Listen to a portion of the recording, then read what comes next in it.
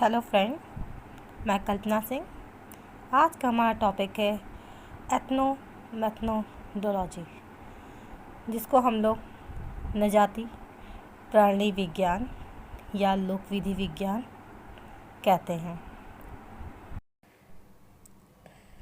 हैं। इस सिद्धांत को व्यवस्थित रूप से प्रस्तुत करने का श्रेय अमेरिकी समाजशास्त्री हेराल्ड गारफिंकल को माना जाता है।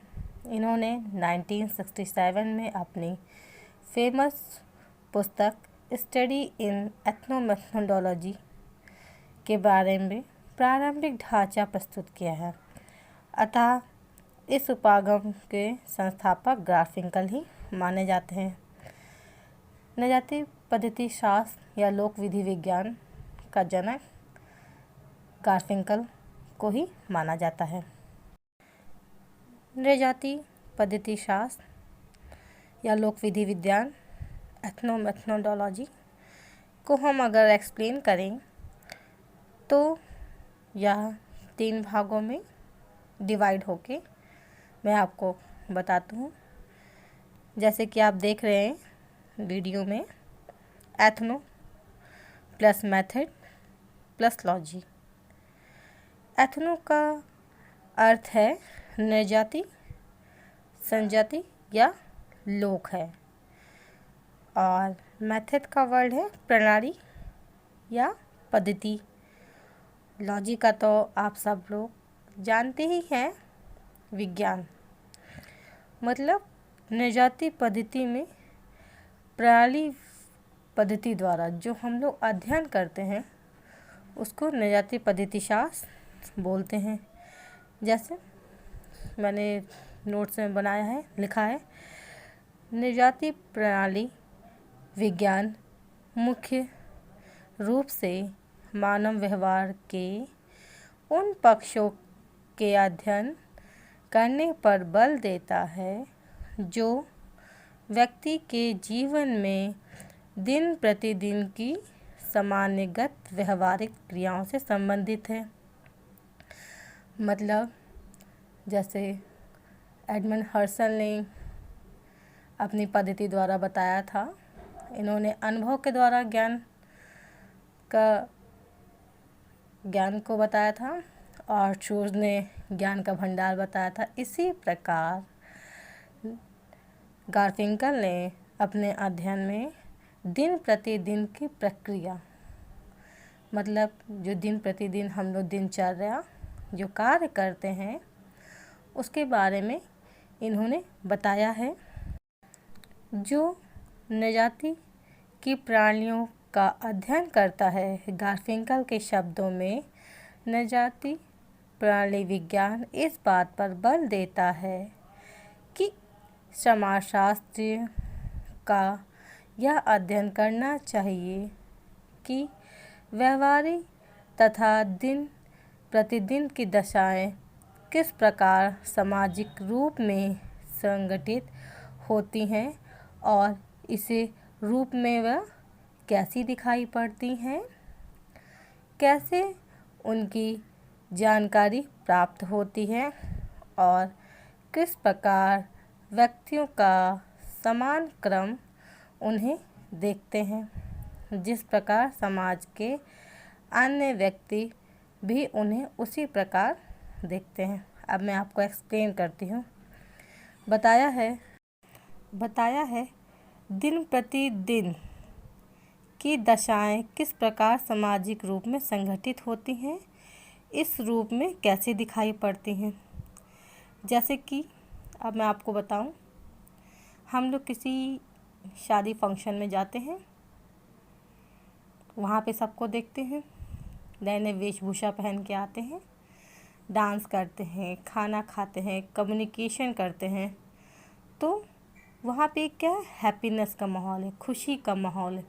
तो वहाँ सब लोग कैसे, सब लोग खुश हैं, सब लोग कितने अच्छे से बात कर रहे हैं, खुशी जाहिर कर रहे हैं, हाल चाल पूछ रहे हैं। तो वहाँ सभी लोग एक तरह का कार्य कर रहे हैं, मतलब उस प्रतिदिन में या उस दिन में उस समय में जो कार्य करते हैं वो सब कैसा एक तरीके से कार्य करते हैं।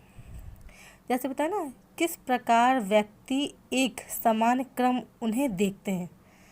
मतलब किसी हम लोग रिसेप्शन में आते हैं ना, तो सब लोग उसी रिसेप्शन में दूल्हा दुल्हन को देखते हैं, कैसे है, क्या फीचर है, क्या नेचर है, कैसे वहाँ फंक्शन के क्या एक्टिविटी है, कौन क्या कर रहा है, कौन क्या नहीं कर रहा है, ये सब लोग देखते हैं। सब लोग एक समान देखते हैं, क्योंकि वहाँ क्या करने गए, रिसेप्शन में गए हैं, वर वधू को देखने गए हैं, एंजॉय करने गए हैं। और वैसे ही हम लोग जब किसी शोक कार में जाते हैं, किसी मृत्यु में जाते हैं या किसी डेड बॉडी में जाते हैं, तो वहाँ पे सब लोग कैसे सफ़ेद रंग के कपड़े पहन के आते हैं, शोक जाहिर करते हैं। वहाँ पे लोग कोई हंसता नहीं है, किसी से बात नहीं करता है, शांत का माहौल होता है। तो वहाँ सब लोग एक समान दिखाई देते हैं, एक समान सब कार्य करते हैं। वही इन्होंने बताया है कि किस प्रकार व्यक्ति समान क्रम में उन्हें देखते हैं, जिस प्रकार समाज में अन्य व्यक्ति भी उन्हें उसी प्रकार देखते हैं। तो जिस प्रकार वहाँ का माहौल है, उसी प्रकार से तो सब लोग कार्य करते हैं, उसी प्रकार से सभी लोग देखते हैं। फिर आगे बढ़ते, इन्होंने केवल मानवीय क्रियाओं के पीछे अंतर्निहित अव्यक्तित कार्य के कारण नियमों की खोज ही नहीं करनी चाहिए, बल्कि अपना अपना व्यक्तित्व इन प्रतिमानों पर अध्ययन भी करते हैं, केंद्रित करना चाहिए। बताया है इन्होंने, अपना अपना ध्यान केंद्र व्यक्तियों पर, प्रतिमान पर ध्यान केंद्रित करना चाहिए। हम लोग जब किसी क्लास में एंट्री करते हैं या मैम हम लोग से कुछ क्वेश्चन पूछती है, तो सब लोग अपना अपना माइंड लगाते हैं, अपना अपना ध्यान केंद्रित करते हैं और अपने अपना थॉट्स, अपने अपने व्यू रखते हैं ना, तो कैसे अपने पर ध्यान केंद्रित करके रखते हैं। प्रतीकात्मक अंतर्क्रियावाद के सामान्य ढांचे में इस प्रकार उपागम को विकसित करने का श्रेय गारफिंकल को दिया जाता है। जैसे मैंने आपको बताया था कि एथनोमेथोडोलॉजी का जनक गारफिंकल को ही माना जाता है। समाजशास्त्रीय वृद्धि से समाज के नियम, उपनियम, व्यवस्था आदि बनाए रखने के लिए जनजीवन विधियों का काम में लेते हैं, जिन माध्यम से लोगों की धारणाएं बनी होती हैं या उनमें परिवर्तन लाया जाता है। यह अध्ययन एथनोमेथोडोलॉजी है।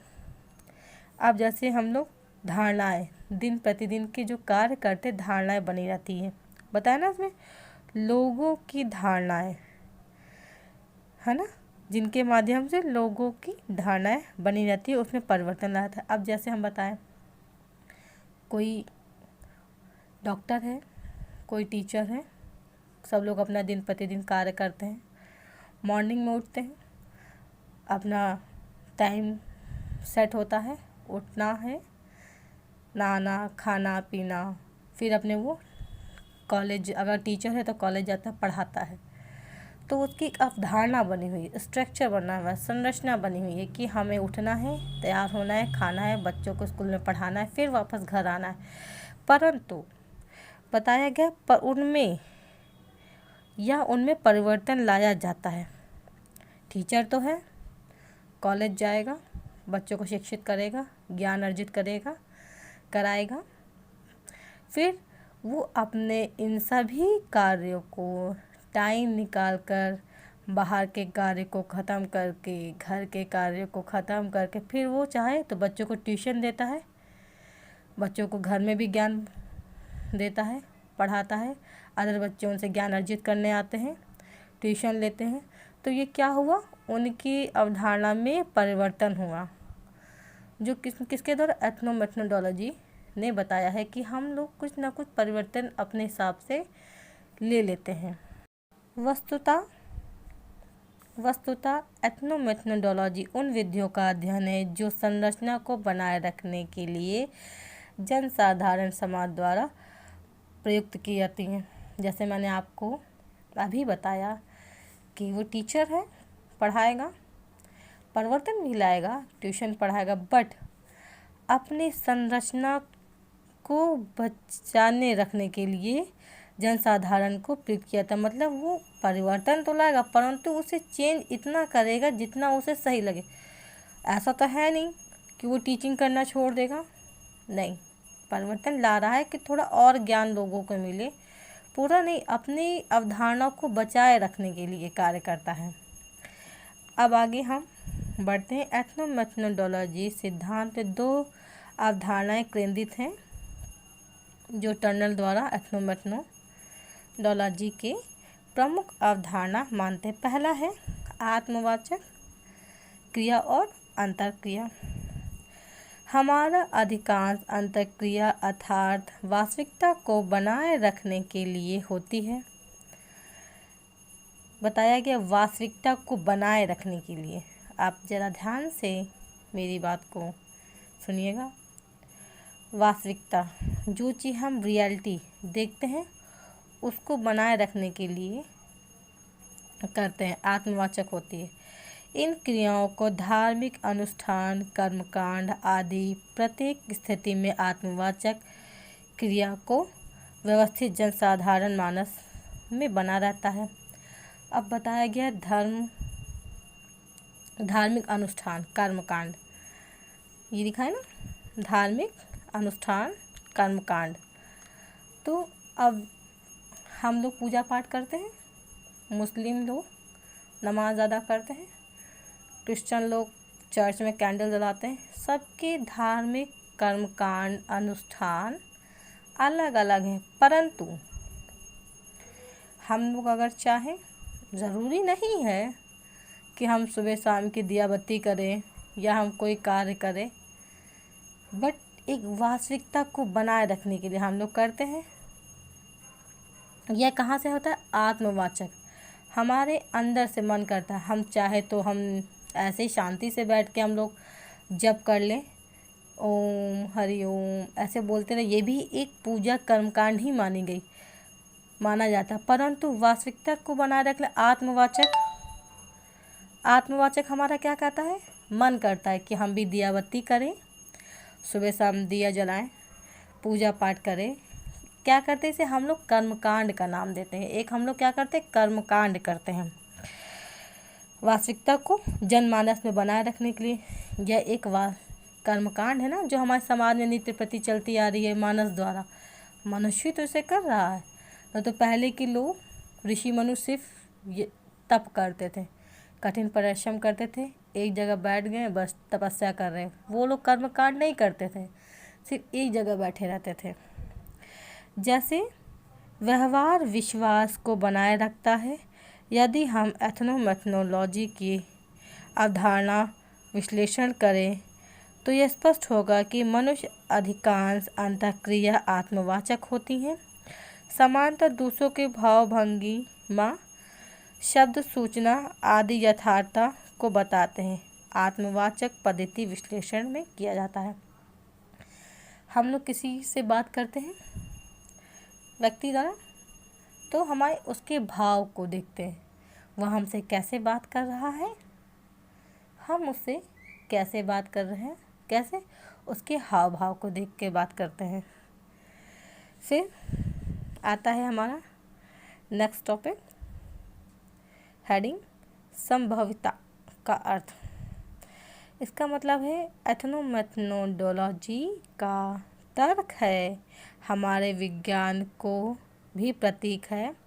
हंसना, रोना, गाना, नाचना, दांत मीचना आदि इन सब का अर्थ किसी न किसी संदर्भ में होता है, इसलिए इसे अंतःक्रियाओं में प्रतीकों का अर्थ संदर्भ युक्त है। अब मतलब है, हम आपको एक्सप्लेन करें, हम दुख होते हैं, हमें किसी चीज़ का कष्ट होता है, दुख होते हैं, तो हमारे आंसू निकलते हैं। कैसे? उसका संदर्भ एक नए तरीके से जुड़ा हुआ है।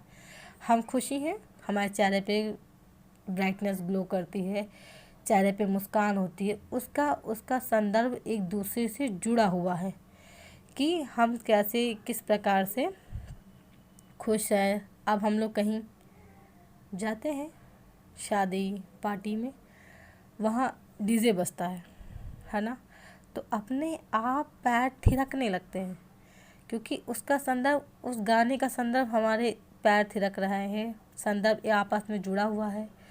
सिंपल सा एग्जांपल देते हैं। ऑर्केस्ट्रा, म्यूजिशियन एक दूसरे से तर्क में जुड़े रहते हैं, ढोलक बजाते हैं, कुछ हारमोनियम बजाते हैं, गिटार, बहुत सारे म्यूजिशियन आपस में अपना अपना कार्य करते हैं, परंतु सबको किस बीट पे कौन सा बीट निकालना है, कब क्या बजाना, एक दूसरे के संदर्भ में जुड़े होते हैं। ढोलक बजाई, ढोलक के बाद कैसी उनको बीट हारमोनियम की निकालनी है, उसके बाद कैसी उनको गिटार का आवाज़ निकालना है, गिटार बजाते हैं। तो एक ना एक प्रकार से दो लोगों में संदर्भ की प्रक्रिया जो है जुड़ी रहती है।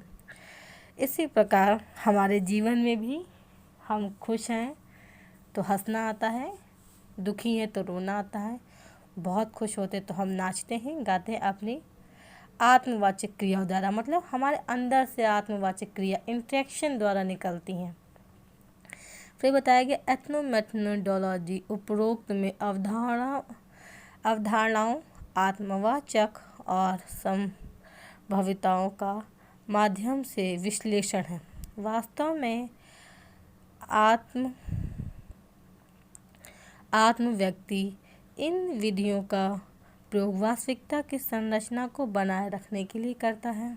जैसे हम बताए ना, वास्तविकता, जैसे मैंने पहले बताया कर्मकांड हम लोग किस लिए करते हैं, एक वास्तविकता को बनाए रखने के लिए करते हैं। वास्तविकता हमारी बनी रहे, क्योंकि वास्तविकता मनुष्य द्वारा ही बनती है। हम जब चीज़ को देखते हैं, तर्क वितर्क करते हैं, उसकी वास्तविकता का ज्ञान करके ही उसमें हम कुछ कार्य करते हैं। एथनोमेथोडोलॉजी उन विधियों पर अपने ऊपर केंद्रित करता है जिनका प्रयोग लोग वास्तविकता की संरचना के लिए कार्य करते हैं। किसी क्रिया, वस्तु, संदर्भ से निकलता है या विश्लेषण स्थिति में धारणा होता है। जैसे किसी घटना का हम निरीक्षण करते हैं, उसी वास्तविकता को हम जानते हैं और हमें उसका निरीक्षण करते हैं, हम पता लगाते हैं कि ये क्यों हुआ, कैसे हुआ, किस कारण हुआ, क्यों करते हैं। उसका निरीक्षण हम लोग इसलिए करते हैं कि समाज में आगे वो घटना घटित ना हो, उसकी वास्तविकता को जानकर उसका निरीक्षण करते हैं। गारफिंकल बताते हैं एथनोमेथोडोलॉजी अंग्रेजी सैद्धांतिक माने जाते हैं। जैसे मैंने आपको बताया था, गारफिंकल एथनोमेथोडोलॉजी का जनक माने जाते हैं, जिसे प्रक्रिया में पार्सन, शूर, गुरविच और एडमंड हर्सल का प्रभाव मिलता है। गारफिंकल का उद्देश्य यह जानना है कि लोग धारणाओं के अनुसार अपने व्यवहार अनुकूल क्यों और कैसे करते हैं। एथनोमेथोडोलॉजी जिस विधि लोग का व्यवहार करते हैं उन्हीं विधियों विश्लेषण करती हैं घटनाओं व प्रसंगों द्वारा।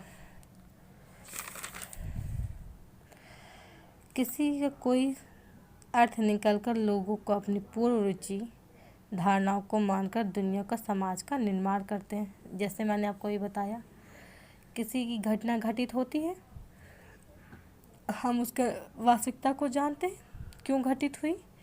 जैसे कि हम लोग कहते हैं ना, बच्चा ने ऐसी पढ़ाई नहीं की, फेल हो गया, ये ऐसी पढ़ाई की तो पास हो गया, तो हम लोग उसका निरीक्षण करते क्यों नहीं किया, कैसे बच्चे को क्या परेशानी थी, किस प्रकार उसने पढ़ाई नहीं की या उसका कोर्स रुक गया, तो वो चीज़ हम जानते हैं। अब जैसे कहीं घटना घटित हो गई, कोई बड़ा कांड हो गया किसी प्रकार, तो हम लोग उसकी वास्तविकता को जानते हैं, उस कार्य को समाप्त करते हैं, उसका निरीक्षण करते हैं। किसके लिए? समाज के कल्याण के लिए, कि आगे चलकर वो घटना जो प्रेजेंट टाइम में घटित हुई है वो आगे चलकर घटित ना हो। किसके लिए? समाज के कल्याण के लिए। गारफिंकल एथनोमेथोडोलॉजी सिद्धांत पर निर्माण प्रकारवादी विचारधारा से असहमत दुर्खिम समाजशास्त्र तथ्य को संरचना करते हैं। गारफिंकल का मानना है कि सामाजिक तथ्य अपने आप में कुछ नहीं, इनका निर्माण अस्तित्व अस्तित्व व्यक्ति की प्रतिदिन गतिविधियों पर निर्भर करता है। उस समाज नियम उपनियम व्यक्ति की मान्यता देते हैं। एथनो विधियों के विपरीत यह मानकर चलते हैं समाज में जो कुछ है वह समाज ने बनाया है। उसके बनाने का श्रेय व्यक्तित्व का अनुभव है जो समाज में रहते हैं। मतलब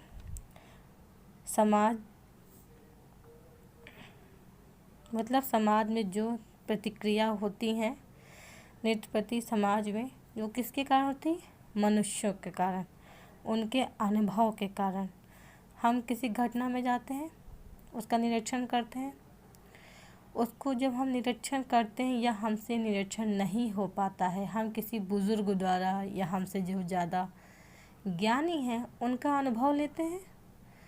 उनसे अनुभव लेके हम उसका निरीक्षण करते हैं। क्यों? क्योंकि वो समाज में हमसे पहले आए हैं, हमसे पहले उनका ज्ञान है, अनुभव है, उन्होंने समाज में देखा है, समझा है, उनको हमसे ज़्यादा अनुभव है। बताया ना, व्यक्तियों का अनुभव है जो समाज में रहते हैं। तो इसी प्रकार समाज में व्यक्ति है तो समाज है, समाज है तो व्यक्ति का अनुभव है, बताया गया है। गारफिंकल की 2 विशेषताएं हैं। आगे भी मैंने कुछ पॉइंट ऑफ लिखे हैं जो मैं आपको एक्सप्लेन करूंगी। इन सिद्धांत की विशेषता विवरण पद्धति। किसी एक स्थिति व्यक्तियों के बीच अंतःक्रिया होती है। उन अंतःक्रियाओं स्थिति का विवरण महत्वपूर्ण है जो 2 तथ्यों भाषा या अभिप्राय का होता है। मतलब हम आपस में 2 लोग हैं, अंतर्क्रिया कर रहे हैं। एग्जाम्पल, हेलो आप कैसे हैं। वो दूसरा व्यक्ति या पर्सन हमें रिप्लाई करता, हाँ मैं ठीक हूँ, आप कैसी हैं। तो ये क्या हो रहा है? आपस में अंतर्क्रिया हो रही है। किस प्रकार? उसके भाव, भाषा, अभिप्राय से। उसने पूछा आप कहाँ जा रही हैं, मैंने बताया हम यहाँ इस जगह फला जगह जा रहे हैं। उसने भी, तो हम दोनों के बीच इंटरेक्शन हो रहा है, अंतर्क्रिया, प्रतिक्रिया और अंतर्क्रिया हो रही है। दूसरा पॉइंट है दूसरे समाज विश्लेषण अध्ययन विधि, जिनका प्रयोग सभी समाज वैज्ञानिक करते, जैसे खुली प्रश्नावली, गहन प्रश्नावली, सहभागी अवलोकन, जीवन कथा आदि माध्यम से तथ्य सामग्री को एकत्रित किया जाता है। खुली प्रश्नावली जो आमतौर पर हमारे क्वेश्चन में आती है। साक्षात्कार, हम जब कहीं इंटरव्यू देने जाते हैं, आसपास में अंतःक्रिया होती है, कुछ सवाल हमसे सीनियर सर होते हैं वो पूछते हैं, हम उसका जवाब देते हैं, उसे साक्षात्कार। अवलोकन, हम किसी चीज़ का अवलोकन निरीक्षण करते हैं। फिर पहला पॉइंट आता है दिन प्रतिदिन घटनाओं का अध्ययन चिंतन करना।